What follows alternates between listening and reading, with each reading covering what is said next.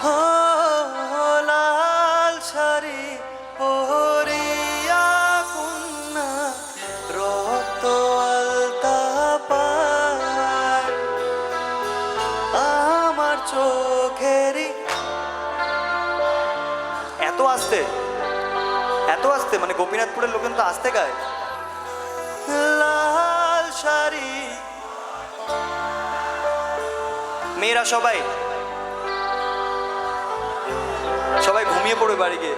ও আমার চোখেরই জল মিশাইলা নীলানা বিদায়, তুমি ফিরাও চাইলা না একবার চইলা গেলাই, জানি আজ রাতি হইবা পরে আর ভাই বোন আয় আমার।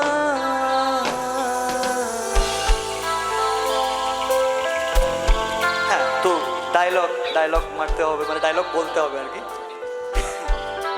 ঘটনার ডায়লগ বলার মতো কিছু নেই, যেটা ভাইরাল হয়েছে সেটা কোনো বাস্তব কথা জীবনের এক্সপিরিয়েন্স থেকে।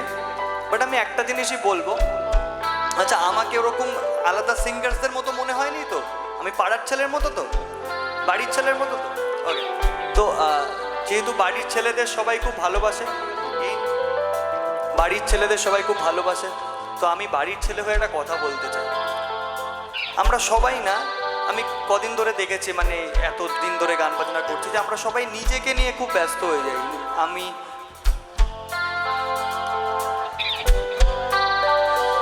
আমাকে এত ভালোবেসে কেউ ডাকেনি। মৌসম, আই লাভ ইউ ভাই, আই লাভ ইউ।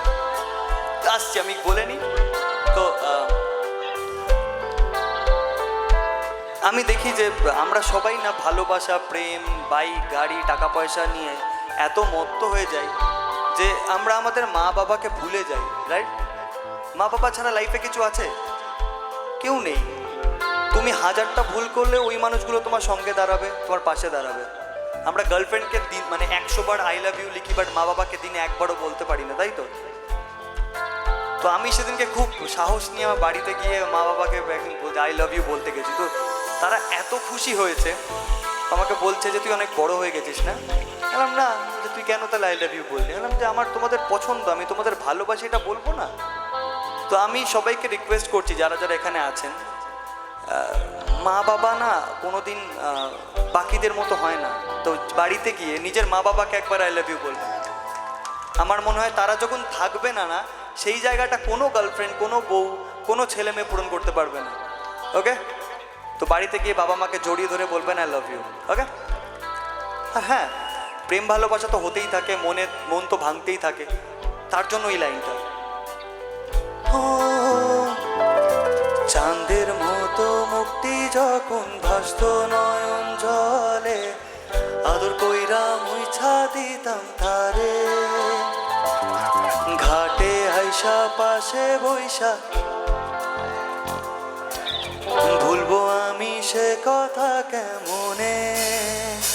তুমি কান্দি